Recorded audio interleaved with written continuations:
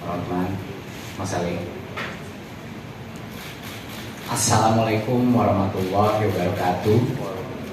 Salam sejahtera untuk kita semua. Om Swastiastu, Namo Buddhaya, salam kebajikan, Rahayu. Terima kasih atas kehadiran rekan media pada hari ini. Saya Nadiem Anwar Makarim, dalam kapasitas saya sebagai warga negara Indonesia yang memiliki hak dan kewajiban terhadap undang-undang dan hukum yang berlaku. Melalui kesempatan ini, saya hendak menyampaikan pernyataan sehubungan dengan dugaan korupsi program digitalisasi pendidikan pada saat saya menjabat sebagai Menteri di Kemendikbudristek. Pernyataan ini saya sampaikan sebagai bentuk tanggung jawab moral dan komitmen saya terhadap transparansi, integritas kepemimpinan saya, dan kepercayaan publik. Di tahun 2020, krisis pandemi COVID-19 bukan hanya menjadi krisis kesehatan, tetapi juga menjadi krisis pendidikan. Kemendikbudristek harus melakukan mitigasi dengan secepat dan seefektif mungkin agar bahaya learning loss atau hilangnya pembelajaran bisa kita tekan. Sehingga program pengadaan peralatan teknologi informasi dan komunikasi atau TIK yang termasuk laptop adalah bagian dari upaya mitigasi resiko pandemi untuk memastikan pembelajaran murid-murid kita tetap berlangsung. Kemendikbudristek melakukan pengadaan 1,1 juta unit laptop beserta modem 3G dan proyektor untuk lebih dari 77.000 sekolah dalam kurun waktu 4 tahun. Selain mendukung pembelajaran jarak jauh, perangkat TIK itu juga menjadi alat peningkatan kompetensi guru dan tenaga kependidikan. Dan juga untuk pelaksanaan asesmen nasional berbasis komputer atau ANBK yang menjadi instrumen sensus kami untuk mengukur capaian pembelajaran dan juga dampak daripada learning loss. Saya sepenuhnya menyadari bahwa dalam setiap kebijakan publik, pengawasan dan akuntabilitas adalah hal yang tidak bisa ditawar. Selama saya menjadi Mendikbudristek, setiap kebijakan dirumuskan dengan azas transparansi, keadilan, dan itikat baik. Untuk menanggapi proses hukum yang saat ini tengah berjalan terkait pengadaan laptop Chromebook, saya menyampaikan hal-hal berikut. Saya menghormati dan mendukung sepenuhnya proses hukum yang sedang berlangsung. Penegakan hukum yang adil dan transparan adalah fondasi negara yang demokratis. Saya siap bekerja sama dan mendukung aparat penegak hukum dengan memberikan keterangan atau klarifikasi apabila diperlukan. Saya percaya bahwa proses hukum yang adil akan dapat memilah antara kebijakan mana yang dijalankan dengan itikat baik dan mana yang berpotensi menyimpang dalam pelaksanaannya. Saya tidak pernah menoleransi praktik korupsi dalam bentuk apapun. Saya mengajak masyarakat untuk tetap kritis, namun adil. Tidak terburu-buru dalam menarik kesimpulan di tengah derasnya opini yang dibentuk. Saya percaya masyarakat Indonesia berhak mendapat kejelasan dan keterbukaan. Saya berkomitmen untuk bersikap kooperatif demi menjernihkan persoalan ini dan menjaga kepercayaan terhadap transformasi pendidikan yang telah kita bangun bersama. Terima kasih atas perhatian dan doa dari masyarakat Indonesia. Wassalamualaikum warahmatullahi wabarakatuh. Om Shanti Shanti Shanti Om. Namo Buddhaya.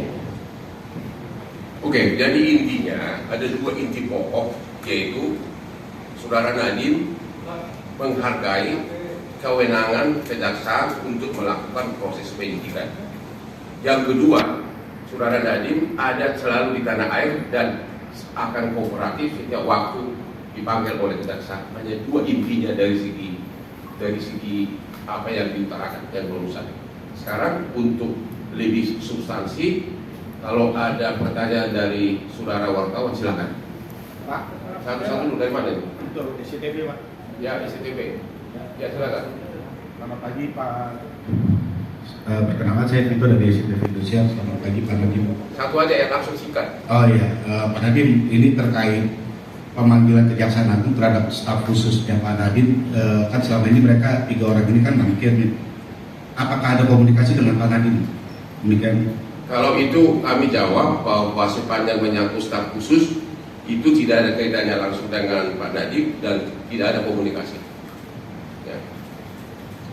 Saya Pedro dari Depok.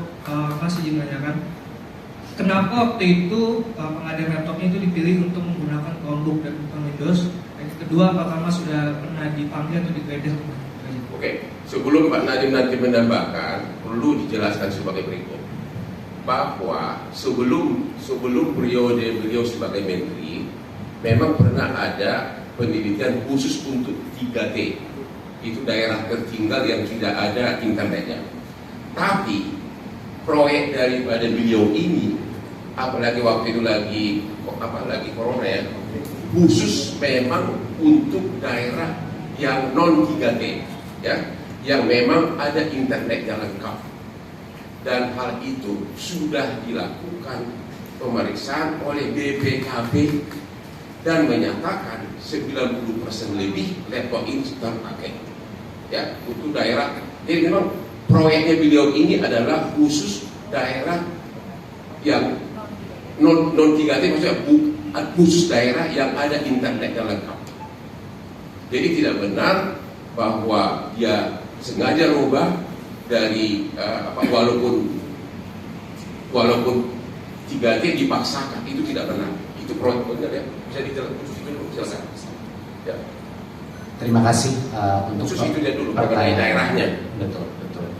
Jadinya memang sepengetahuan saya ada narasi bahwa ada kajian yang menyebut bahwa Chromebook itu tidak cocok untuk diaplikasikan di sekolah.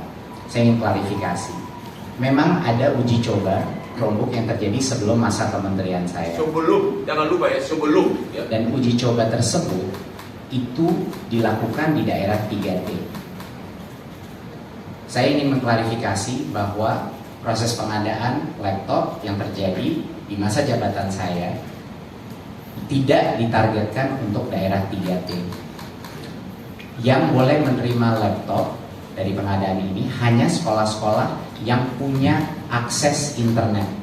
Itulah alasannya juga pengadaan ini bukan hanya laptop, tapi juga ada modem Wi-Fi 3G dan juga proyektor dan lain-lain yang diberikan untuk bisa mengakses internet itu. Jadi Kemendikbudristek membuat kajian yang komprehensif, tapi targetnya itu adalah bukan daerah 3T. Dan di dalam juknis sangat jelas hanya boleh diberikan kepada sekolah yang punya internet. Ya.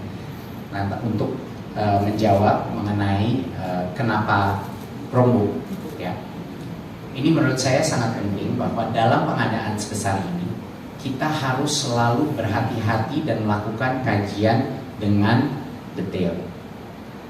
Tim di Kemendikbudristek melakukan kajian mengenai perbandingan antara Chromebook dan operating system lainnya.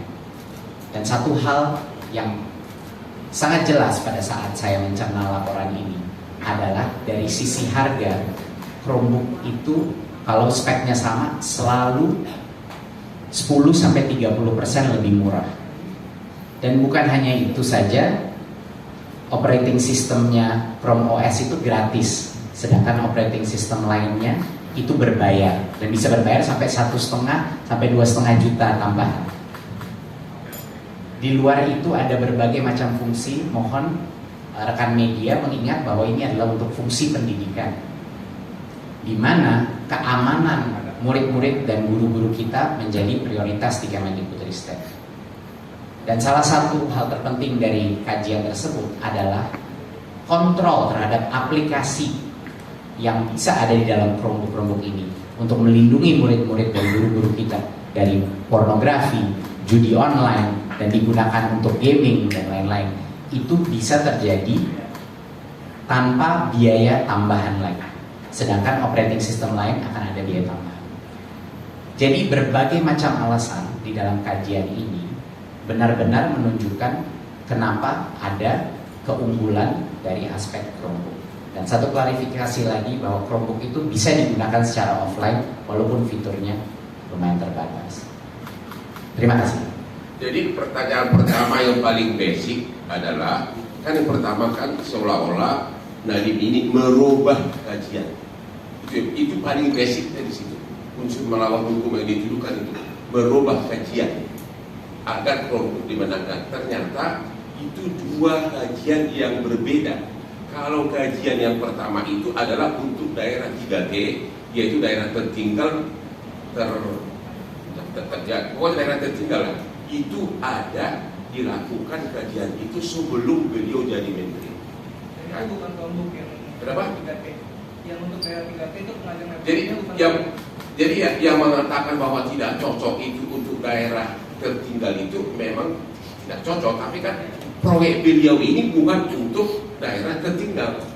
Kalau boleh saya klarifikasi, itu sebenarnya bukan dalam bentuk kajian tapi dalam bentuk uji coba Chromebook di daerah 3T sebelum masa saya menjabat. Sebelum, jangan lupa sebelum.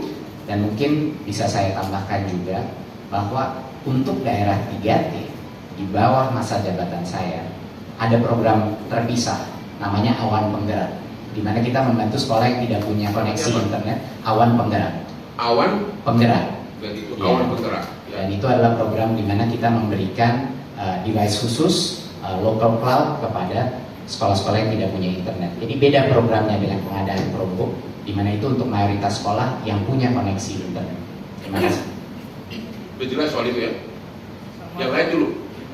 Bang, yang tadi kan soal udah ada penggeledahan dan pemeriksaan terhadap Nadiem atau ini? Penggeledahan kemarin. Udah belum ada sampai hari ini penggeledahan. Dua-duanya belum ada. Coba Ali silakan jawab, ada penggeledahan. Jadi yang mesti teman-teman media ketahui bahwa sampai saat ini saya menjawab langsung tadi yang Mas sampaikan bahwa penggeledahan itu tidak ada, pemanggilan pun belum ada. Terus satu lagi yang pertama ini kan apakah tujuan korupsi? Tadi kan unsur melawan hukumnya bahwa dia merubah uji coba itu nggak benar karena dua hal yang berbeda. Itu satu sudah terbantahkan. Yang kedua mengenai prosesnya. Ternyata ini laptop ini setiap calon vendor memasukkannya di e-katalog. E-katalog itu adalah semua vendor bebas untuk mencantumkan dia punya produk di sana untuk nanti ditawar oleh si kementerian. Dan itu e-katalog diawasi langsung oleh LKPB, Lembaga Kajian Pengadaan Barang dan untuk pengadaan barang pemerintah. Jadi di e-katalog itu ada begitu banyak jenis-jenis laptop, ya, dan dengan spesifikasinya nanti dipilih salah satu. Jadi benar-benar open, terbuka. Dan akhirnya menurut BPKG di e-katalog itu harganya sekitar 6 sampai dengan 7 juta. Ternyata harga jadi yang dibeli oleh kementerian adalah sekitar 5 jutaan. Jadi jauh lebih murah dari harga yang tercantum di e-katalog. E-katalog adalah dokumen resmi yang terbuka untuk umum yang dikelola oleh LKPB, lembaga yang dibawa langsung pemerintah kita, bagian dari pemerintah kita. Ya, dari unsur merugikan kerugian negara itu sudah terbantahkan dengan e-katalog tersebut. Kira-kira begitu. Ya, saya Tio dari Kompas. Mau tanya sampai selama 2 tahun ya Pak, dari 2019 sampai 2022 ya, di tahun itu sudah berapa laptop yang dibeli oleh Kemendikbud selama masa kepemimpinan Pak Nadiem, dan bagaimana evaluasinya, apakah itu terpakai oleh para guru sampai sekarang, apakah berguna? Terima kasih untuk pertanyaannya. Seperti yang saya bilang tadi, total pengadaan itu sekitar 1,1 juta laptop, ya. Dan ini bukan hanya pengadaan dengan APBN, tapi juga melalui DAK fisik. Jadi ada yang dari daerah juga. Nah, saya mau mungkin mengklarifikasi bahwa tidak mungkin kita melakukan pengadaan sebesar ini tanpa ada program evaluasi dan monitoring setelahnya. Informasi yang saya dapat pada saat itu di tahun 2023 adalah 97% daripada laptop yang diberikan 77.000 sekolah tersebut itu aktif, diterima, dan terregistrasi. Dan kita melakukan sensus secara berkala dan kita melakukan pertanyaan kepada sekolah-sekolah yang menerima laptop, apakah mereka menggunakannya untuk proses pembelajaran. Dan di tahun 2023, sekitar 82% daripada sekolah menjawab mereka menggunakannya untuk proses pembelajaran, bukan hanya untuk asesmen nasional dan administrasi sekolah.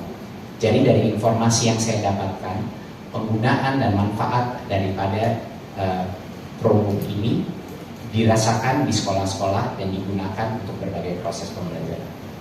Dan hasil audit dari BPKB juga menyatakan hal seperti itu. Ini tidak ada nih, ya.